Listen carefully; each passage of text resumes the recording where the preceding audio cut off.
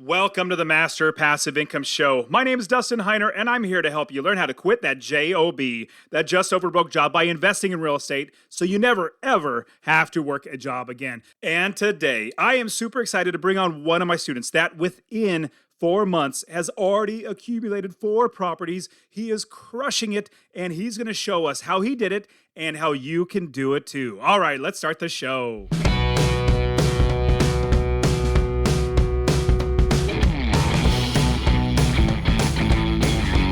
Welcome to the Master Passive Income Podcast, where we talk about investing in real estate with a special focus on making enough money so you can quit your job and live the dream life. And now, here's your host, Dustin Heiner. What's up, guys? Super pumped, as always, to have you here on the Master Passive Income Show. Now, I don't normally talk about certain things outside of real estate like movies, but I just watched a movie. It's a super fun movie. Now, I'll start with the premise, and I don't normally talk about this stuff, but it was just so much fun that I want to share with you. So I really enjoyed the movie Groundhog Day. You know, Bill Murray, he goes to Punxsutawney, he's a weatherman, and he sees the Punxsutawney Phil, the groundhog, and he repeats that day over and over again. And you see a change in his life, you see a change in him throughout the entire movie. It's a fun movie. I just really enjoy it. My kids laughed a lot, and it's a lot of fun. And so I like that movie, the premise of repeating the day over and over again, and the changing of a character after trying to do the same day over and over again. Well, there's another one that I like. It's really fun. It's called The Edge of Tomorrow. I think it's also called Live, Die, Repeat with Tom Cruise. That's a fun movie as well. It's much more bloody, much more gory. It's more of a sci-fi, repeat the day type of movie. But here was a fun one, a really fun take on the repeat the day type of movie. It's called Boss Level. Boss Level, it's so much fun. Think of like a video game where the very last guy, he's the boss. You got to beat the boss, man. And it stars Frank Grillo. He was in, I think, the Avengers, and he was Romolo in the Avengers. Anyways, he's a little older. He's like 56 years old, but man, he doesn't look like it. I mean, he's ripped and he is tough and strong, but the movie is so much fun. And you see the character develop in him where he seems very, very self-centered and selfish in the beginning, and he repeats the day over and over again, and then eventually he grows and changes. It's just a really, really fun movie. I think it's on Hulu right now, but it came out in 2021. I just share it because, man, I just really enjoyed it. And I guess you'll kind of see the type of humor that I like or the type of fun movies. Like my wife definitely loves the, types of movies that are chick flicks or, like girly movies. I definitely don't care for those. There's some that might be okay. Actually, my goal in life is to never, ever watch the movie The Notebook. That's my goal in life. I'm making that now. Like I'm on track to never watch the movie Notebook, and my wife knows I will never watch that movie. But I've heard so many good things about it from women, and I'm just like, I'll pass. You'll see that this is definitely not that type. Much more enjoyable. Obviously, I think I like things like Groundhog Day, Dumb and Dumber, those types of movies. I'm just a regular guy. That's all to say, I'm a regular, everyday person. I figured out how to invest in real estate. Like you see the type of movies that I watch. I like to go and shoot guns. I like to read the Bible. I like to go to church. I like to work out. I like to just do normal everyday things. I don't fly on $1 million planes. In fact, I don't care to own really, really expensive cars. We have one car. That's literally we have. It's a Ford Expedition because we have 4 kids. I'm just a normal, I guess normal. People kind of get, oh, what's normal? Like I'm a regular, everyday person. Now, if I can do this investing, if I can invest in real estate, buy one rental property that makes me $250 a month in passive income, and then scale that business over and over again to where I have 30 plus properties making me a minimum of $250 a month, eventually you just have more and more money that you do not have to work. And I almost guarantee this. More than likely, you listening to this are 100% smarter than me. Like there's without a doubt, I'm not that smart. I've just figured out that there is a way to buy real estate. It's really not that hard. And with that, you make money in passive income. There's just a right and a wrong way to do it. Actually, there are many wrong ways to do this real estate investing, but there's only a few right ways to do it. Back in 2008, when there was a crash, I started investing back in 2006 before the crash. I was solely investing for passive income. I did not care if the value went down or up because I'm going to give these properties to my kids. And so with that, I bought for passive income. And I kid you not, in the downturn, a crash in 2008, I made more and more money. My rents went up. I had more people wanting to stay at my place because sadly they lost their homes. They couldn't afford the mortgage, so there's more renters. And so whether the market went up, the market went down, or the market went sideways, I made so much more money because I own real estate that makes me money in passive income. And me, a regular everyday guy, just like your next door neighbor. Like you just ask anybody at my church. Somebody says, "Hey, Dustin, I heard you invest in real estate." I'm like, "Yeah, I do." They said, "Well, man, I'm really looking forward to get into it." And I said, "Oh, that's great. Hey, let's go get some coffee and hang out and chat about it. I'll share with you. In fact, I'll just go ahead and give you my book. Just, get my book. I'm just think of your next door neighbor, somebody at your church that literally just wants to hang out and wants to help you out. It's so much fun for me. And this is why I have Master Passive Income and the Real Estate Wealth Builders Conference. And this is why I brought on my student who, actually, the timeline was basically this. He started working with me or, joining the Real Estate Wealth Builders membership in January of 2022. And then he knew he needed to go to RubeCon, the Real Estate Wealth Builders Conference, because he knew he needed to get off the couch and be around the right people and take action steps. So what he did, he went to RubeCon in March, the Real Estate Wealth Builders Conference that we have where we gather together to make investing better. And he went to that. And after that, he said, I am doing it. He's just taking one step after another. So joined the membership, learned. Then went to RubeCon, grabbed a big community of people to help grow each other.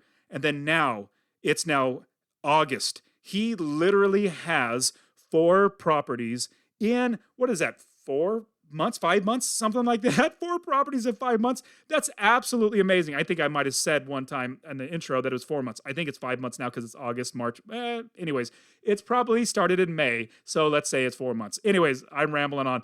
But what is awesome is he actually did this, and he's a regular, everyday person just like me and you. And the reason why I bring on my students is because to encourage you. And so let's bring on my student, Joshua Livingston, who is going to share with us how he invested in real estate in 4 months, got 4 properties, and how you can do it too. All right, here we go. Joshua Livingston, thank you so much for being here on the show with me. Thanks for having me, Dustin.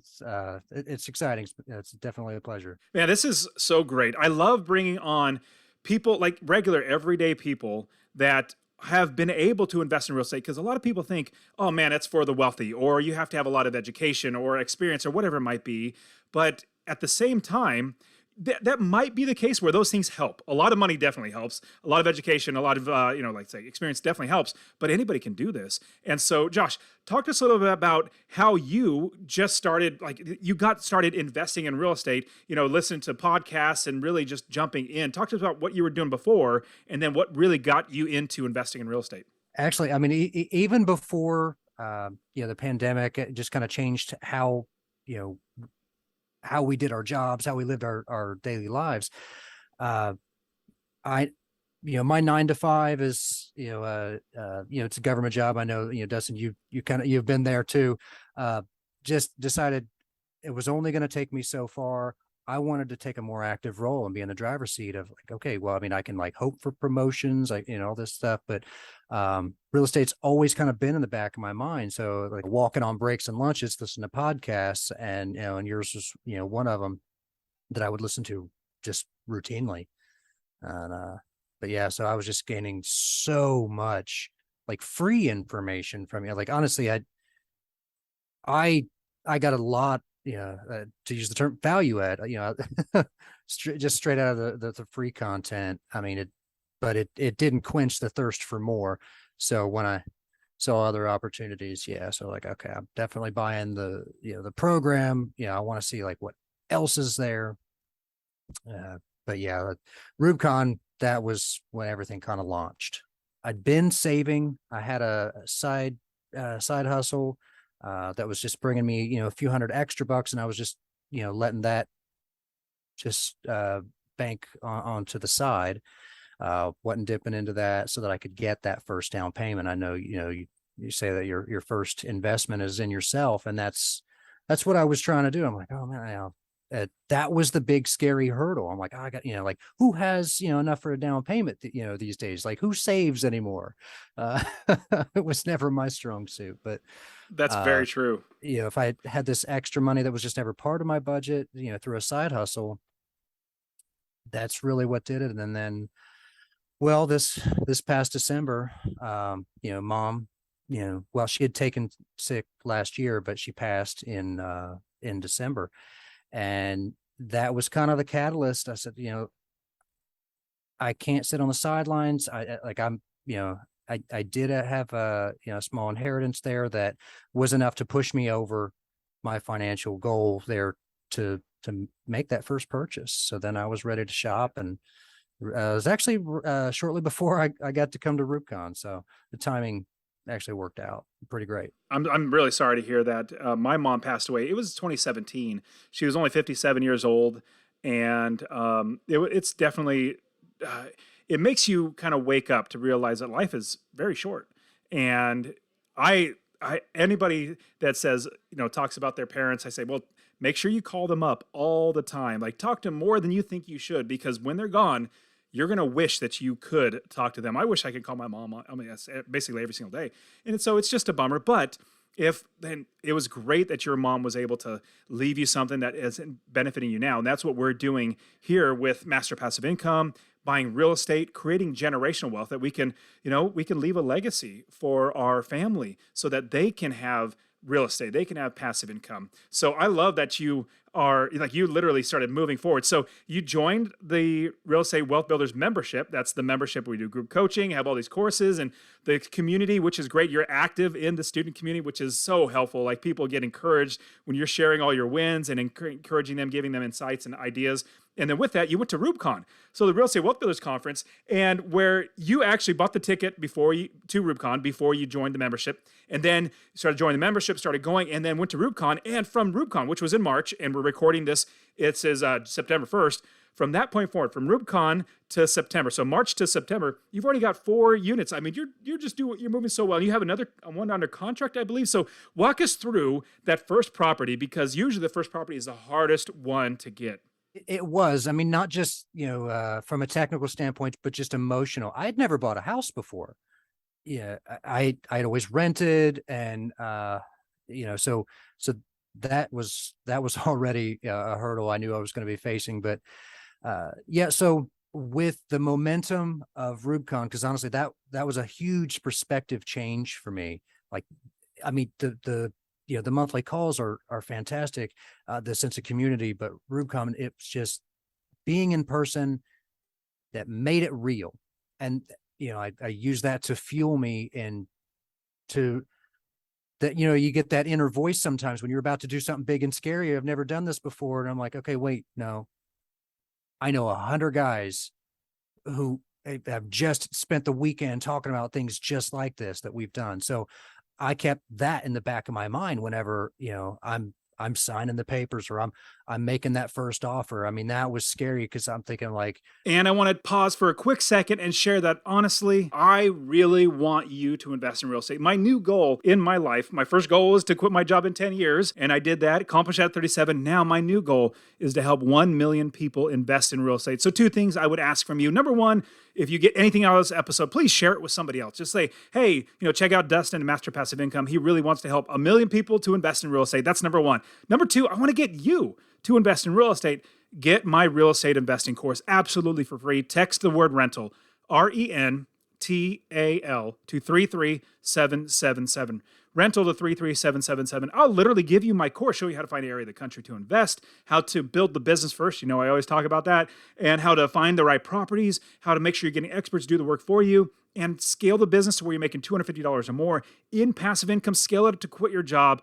I'll literally get to you, or go to masterpassiveincome.com/free course. Obviously, it'll be in the description, but I really, really want you to invest in real estate, because the more that actual, normal, everyday people own real estate that are good landlords, the better everybody's life gets.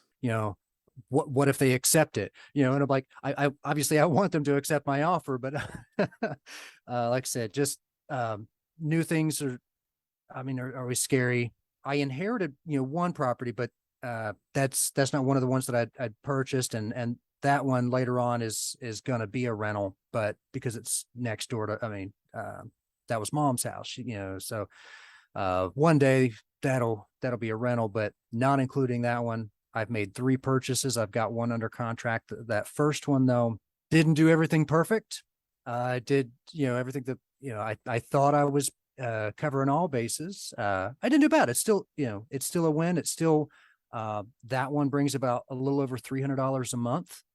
But yeah, what do you mean not bad? $300 a month is a lot of money in passive income. That's fantastic. Yeah.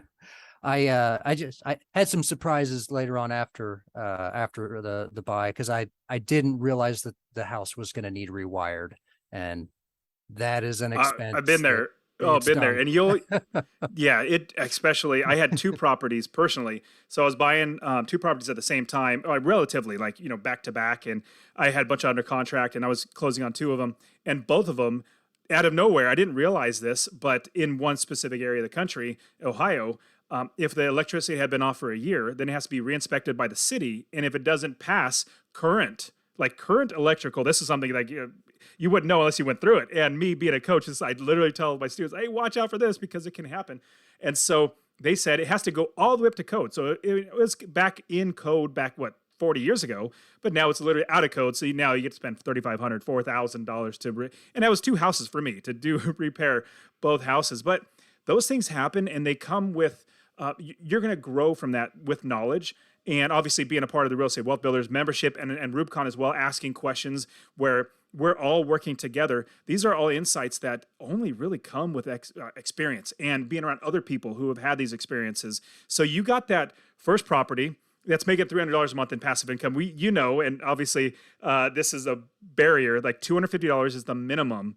And that is for the good times and the bad times. Like, we want to make sure we're getting $250, because sometimes it might dip into your passive income where you thought you're normally making $300, but there was a big expense. You didn't see that. Now it's dropped down to like $150 or something like that. But we always want to have $250. Now, I got to ask, how quickly did the second property come after that first property? Because I know what I've seen from my students, but I want to see what you say.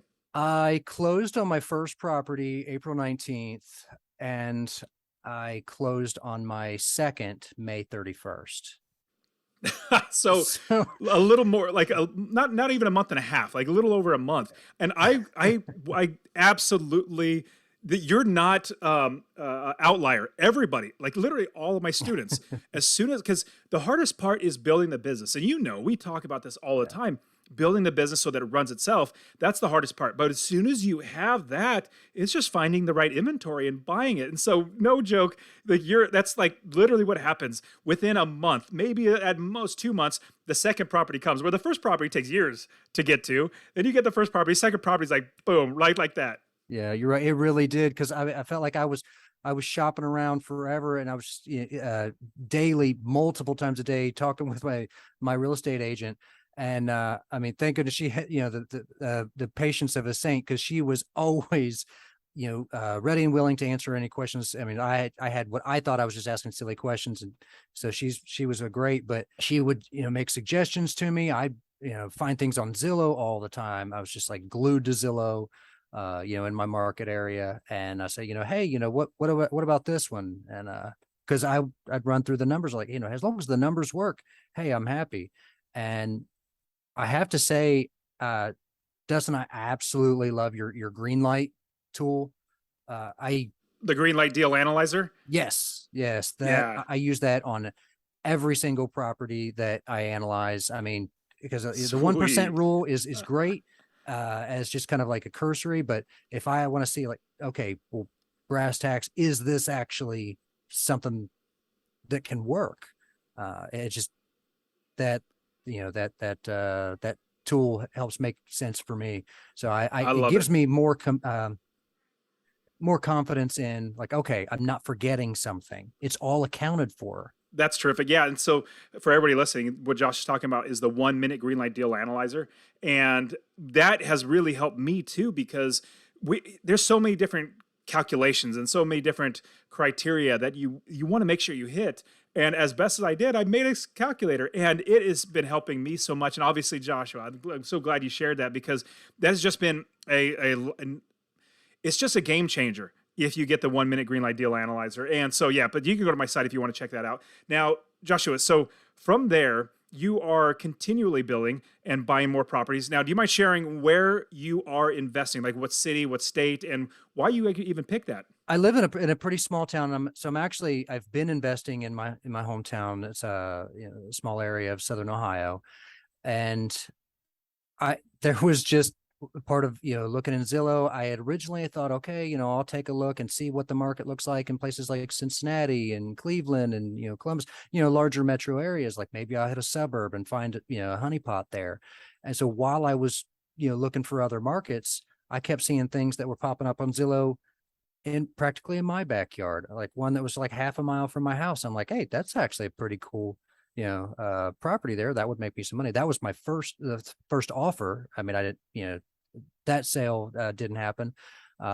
Looking back, I'm glad it didn't. But Without an inspection, like there's something they're hiding if they say, no, you cannot have an inspection period. Like, well, then you cannot have my offer. You're not going to take my money at all. I mean, that was just kind of what got me, nudged in that direction, because I'm like, okay, I'm still looking at the other areas, but I'm like, okay, well, if I'm going to be taking this seriously, in my local area, which I never thought, my God, it's kind of a small area. Maybe there's not going to be deals like that. I'm like, nobody's, making this kind of money and where they're actually cash flowing it, because I always heard, rental prices were different than what they turned out to be. But I'm like, well, who's even going to do a property manager? Well, I did some asking around and actually just actively looking for stuff for that. I guess I'd never really asked, never thought to, but I hadn't seen any signs. So I didn't think there were any property managers in my area. I was very wrong. Found one that, I really click with, and, and she's been great, very helpful. Once I located her, she had a bunch of contacts and, some handyman, electrician. Of course, me being from the area, there were a few that I already, had in my network.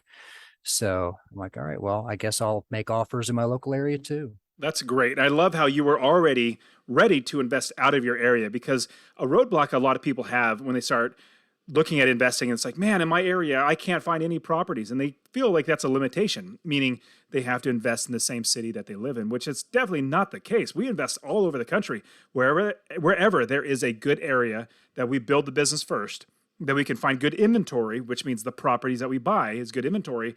When we can find a good area, we're going to invest there because we're not the experts. We want to hire experts that are going to do the work for us. So that is fantastic. So Joshua, talk to us about when you were going to get your first property, how you're a part of RoopCon as well as the Real Estate Wealth Builders membership, the group coaching that I do.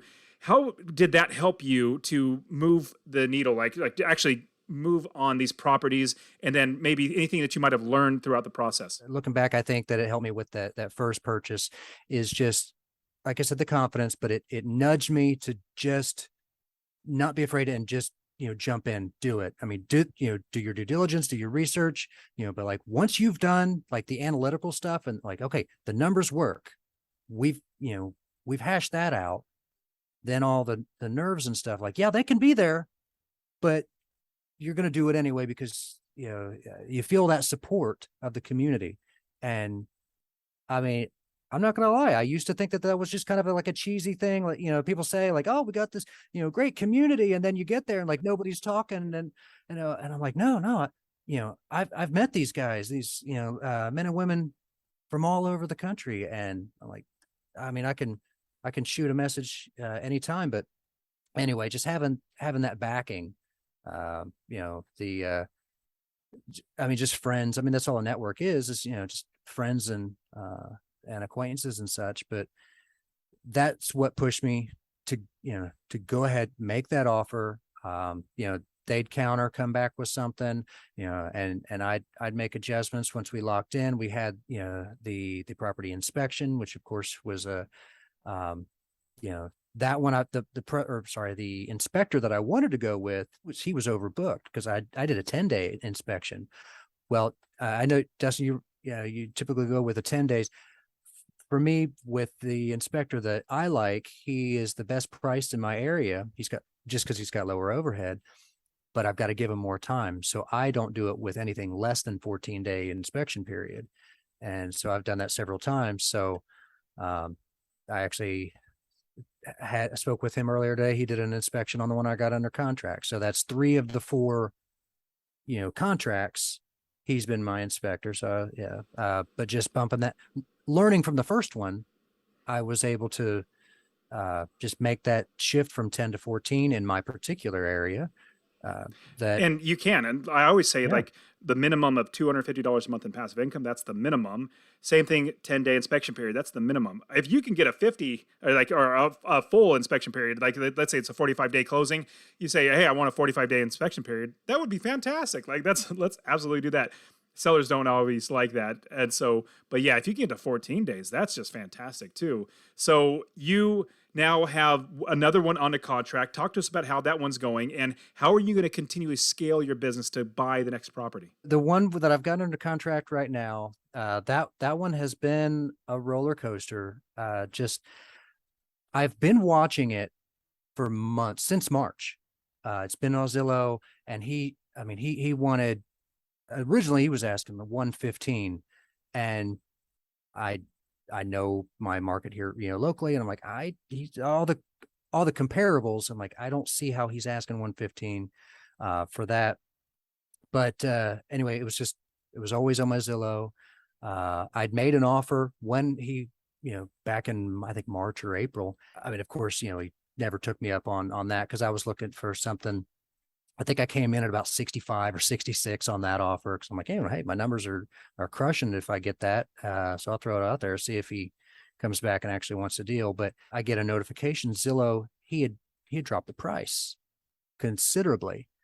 So after some back and forth negotiation on the price, I was able to lock that one in for, he ended up coming down more than 25,000. It was about $75,000. This one excited me because I love the location of it. Everything looks like it's going to be ready to go pretty much turnkey, because he's not been there very long, but he's put a lot of new modernization into it. It's just, very fancy and clean on the inside. Fresh paint, but it reminded me of the proximity to local hospitals. I thought, okay, this is someday that maybe I could rent this out to traveling nurses or something, or turn it into an Airbnb, just because that neighborhood, would actually be a nice one for that. But I wasn't going to make a buy without it at least making sense with the numbers with the long-term rental. The negotiations, we finally got it set on a number, which I thought was going to be the hard part. But then just, I'm not sure what was going on with the seller's agent. He wasn't maybe relaying everything, or just not conveying the message of what I was trying to go for. Cause I'm making these offers, and he's wanting a possession 30 days after close, which is not uncommon. But I'm like, God, that wasn't going to be a good fit for me. Like, I'd be happy to lease it back to him. But I feel, like it would be easier. I'd be in a better position if I had to remove him as a tenant. I'd actually have probably an easier process and less costly. Ohio's not that bad. Honestly, Ohio's not that bad for evicting people. And I love the idea of that you're actually going to put him in a lease. It could be a zero this first month, but if he stays longer, then it's like, $500 more than the market rent or something, whatever. Like you're putting teeth to it to get him out. But at the same time, if you have a lease, you can evict them. They're a tenant now. So definitely get that in place. And I'd been talking to him about, like a 3% close. They slapped that down, and like, okay, well, they kind of, like, as a gesture, they're coming back with $500. But then everything just went silent. We weren't hearing back from the seller's agent. Like, okay, well, we agreed on a number. Why is this not working? I think the seller's agent was on vacation, and he just maybe had too many irons in the fire. So I decided, well, he is in my local area.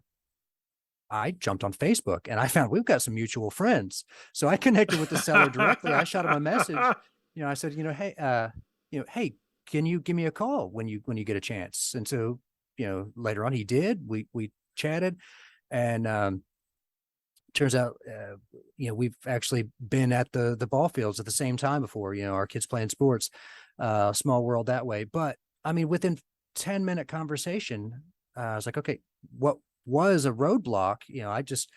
I just determined I wanted to see that as an opportunity to, solve a problem and, get creative. So I said, look, I'd be happy to lease that back to you, because he was afraid of moving so quickly, like having the deal. And if it came down to the closing table and it just didn't happen, then his family's uprooted and he's just, got that uncertainty. I'm like, look, I understand that. So like, I got him, a 30-day lease, in the contract. That's the agreement. And that 500 that he was going to put toward closing, I said, look, we'll call that rent. That's great. I mean, that's what we are as investors. We're problem solvers. We figure out what a problem that the seller has, and we fix that problem for them, or we help as best as we can to what's going to benefit us, but also benefit them as well. So that's super creative, jumping on Facebook and actually contacting the seller. Man, I love that. So, man, Joshua, so it's been so great information. Now, you are active inside the Slack community where people can connect with you too. So for everybody listening, if you want to join and chat with Joshua about all of his stuff and everything he's doing, if you join the membership, you'll be in there with him. And Joshua, you're 100% right. Like I always thought, yeah, when somebody talks about the community that they have, like the networking that goes on, it's kind of like it's an ancillary thing. No, it's actually a big deal. And I only know that now. Like I always kind of wrote it off. But now that I'm actively in it and participating in it and facilitating it, it is so much better because, man, you don't feel like you're alone. You feel like you're with everybody else, especially like we have a community for the student community in Master Passive Income. So all the students are in there. We also have another one for RubeCon. So if you go to the Real Estate Wealth Builders Conference, we have another community. Like you're automatically put into that community to be a part of the conversation, helping each other out. It's phenomenal. So Joshua, this has been so great. I really appreciate you coming on and encouraging everybody because like I said, I've always tried to say, regular everyday people can do this. And so I really appreciate you. And so Joshua, thank you so much for being on the show and sharing all your insights. And man, I'm rooting for you. So you're doing a great job. I appreciate it. Thank you so much. And just lighting the spark and, giving me a little bit better direction.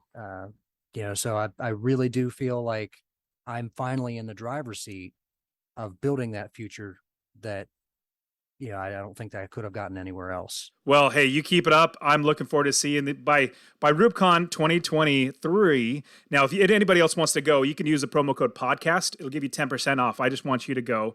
But you'll be able to hang out with Joshua there and me, obviously, and all the other people. It's going to be so awesome. But yeah, I look forward to hanging out with you again at RubeCon 2023. But man, thanks again, buddy. It's great seeing you again. And that is it for today. Go ahead and get my free real estate investing course. Text the word rental to 33777. RENTAL to 33777. You can also join my Real Estate Wealth Builders group coaching. Get all my courses. All right, guys, we'll see you in the next show. See ya.